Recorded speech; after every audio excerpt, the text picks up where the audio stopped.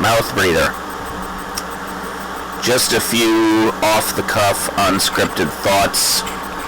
I have not been in a video recording mood for a little while, so what got me to pick up this crappy webcam yet again was contemplating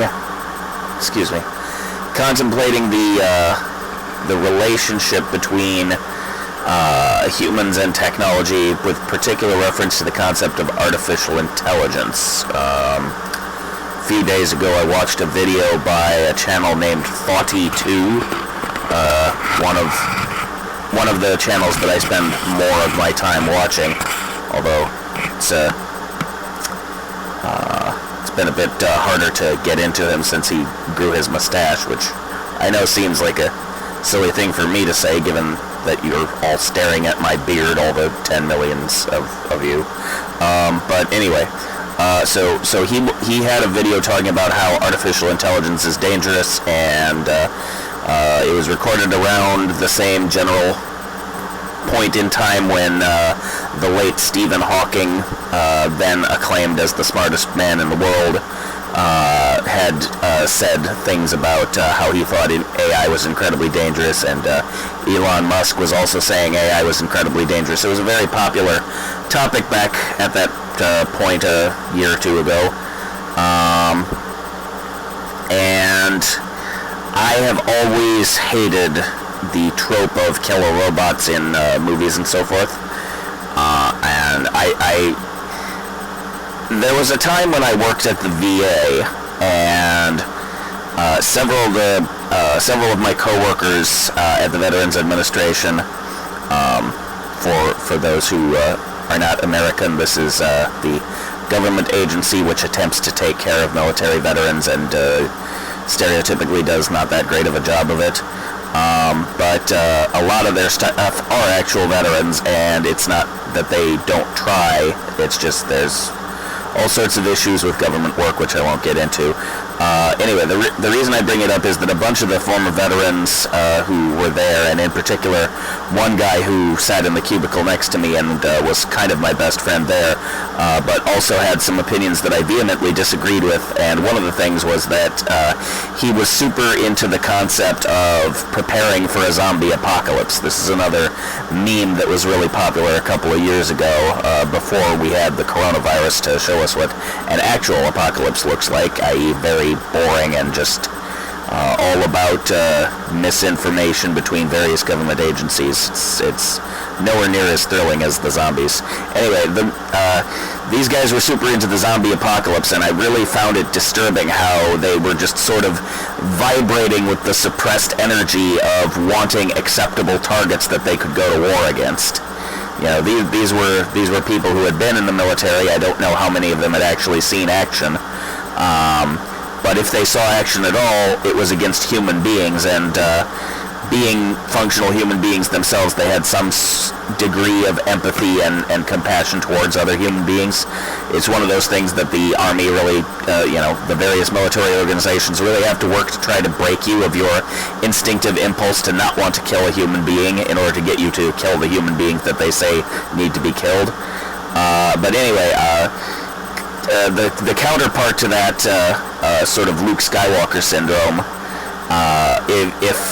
if you have to look at this fresh-faced young man who happens to be from the other side, you have an instinctive tendency to not want to kill him if you recognize him as being sort of the same sort of person that you are. Race becomes an issue in this, and many other things, dating back to human tribalism, of course.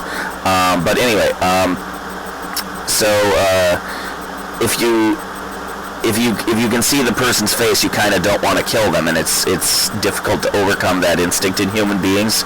But conversely, if you see something that you don't recognize as a human being, then you not only are able to kill it, but kind of want to kill it. The human species has inherited all these instincts that say this is prey for you to eat, or this is a predator that will try to eat you, kill or be killed, law of the jungle, all that stuff. We have a whole lot of that garbage in our brains, and the civilized world doesn't give us a good outlet for it.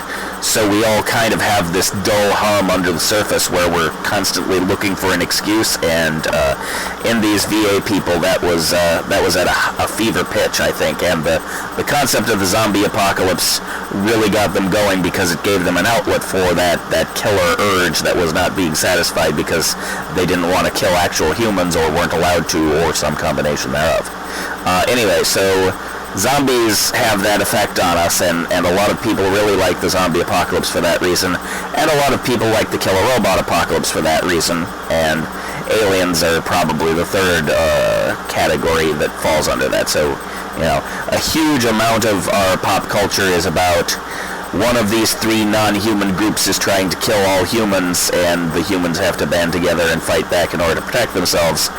I find that whole concept extremely sinister because I think it really focuses on a bad aspect of human beings and really encourages us to move towards that xenophobic primitive impulse which underlies a lot of racism and a lot of classism and a lot of other problems in society.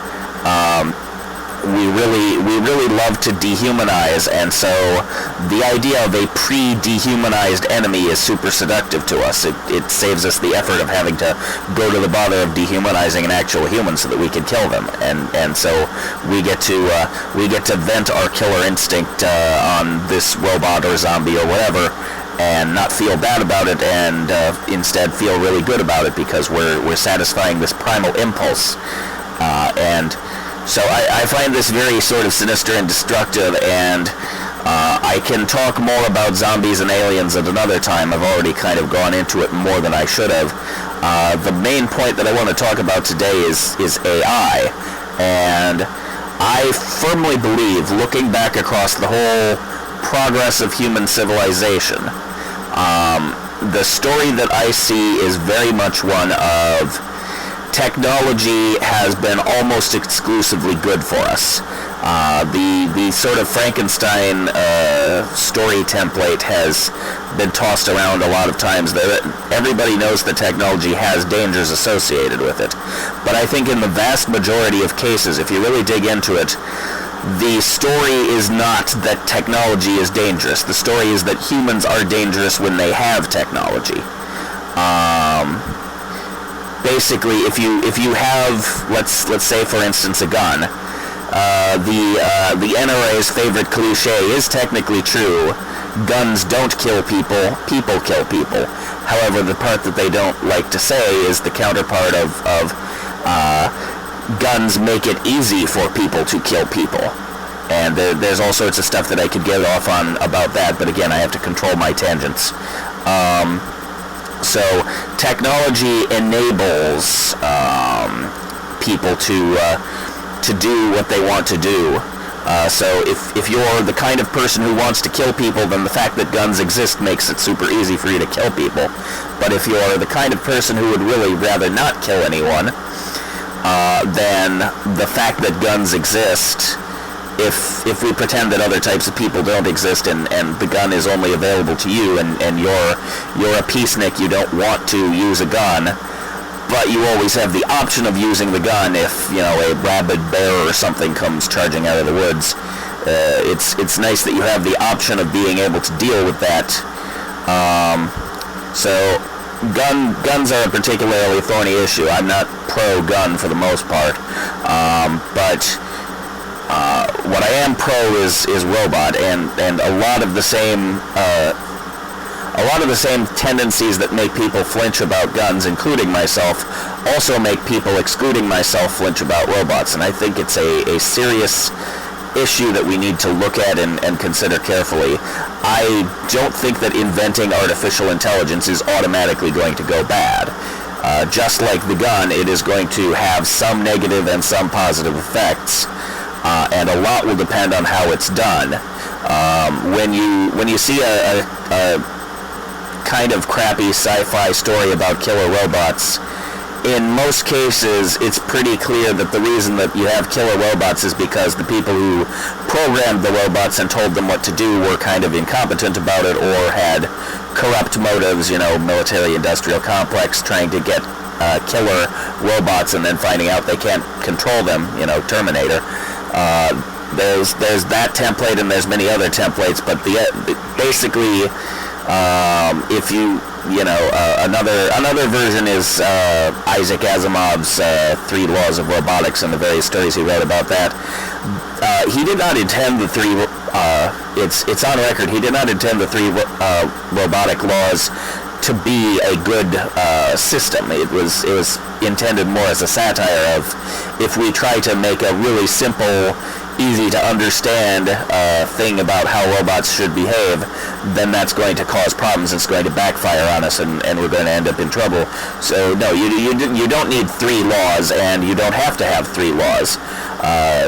The thing that I was kind of wanting to launch into this topic about was to talk about the way that computers quote unquote think very differently from human beings. Really quickly, to run that down, a computer can count backwards from 10 million in 6 different languages simultaneously with no problem at all. That's an extremely difficult task for a human, extremely easy for a computer. But on the other hand, assuming that you had a kind of low-level artificial intelligence that had some ability to exceed its programming, but was still mostly just a deterministic binary machine, if you asked it to decide what was the best something, the best song ever recorded or whatever, and you didn't give it a clear definition of what you meant by best, it would have a lot of trouble with that. Even if it is somewhat flexible, the binary mindset does not handle poorly defined concepts well. So if it has any ability to handle them at all, it handles them by sort of slicing up a task into more and more specific defined subsets of task. This is really fascinating to me because it's kind of the way my own brain works. I have a little touch of something resembling high-functioning autism. That's a self-diagnosis and maybe not strictly accurate, but the way my brain works is patterned in a way that's kind of a little bit more towards that sort of robotic tendency that some Asperger's syndrome and the like people tend to have, where there are a lot of kind of fuzzy logic concepts that come naturally to most human beings that don't come naturally to Aspies and autism and me.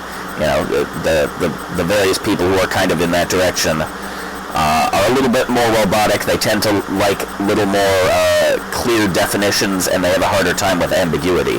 So ultimately, when we look at the concept of a killer robot apocalypse, it'll only happen if we do a really bad job of programming the robots. If we don't help them figure out how to properly interpret situations, then it could cause issues. But we would have to be really incompetent for a really long time to cause so many issues that it would get to the point of a killer robot uprising. I mean, if you've seen what they're doing with actual robotics, they have a hard time making a robot just walk.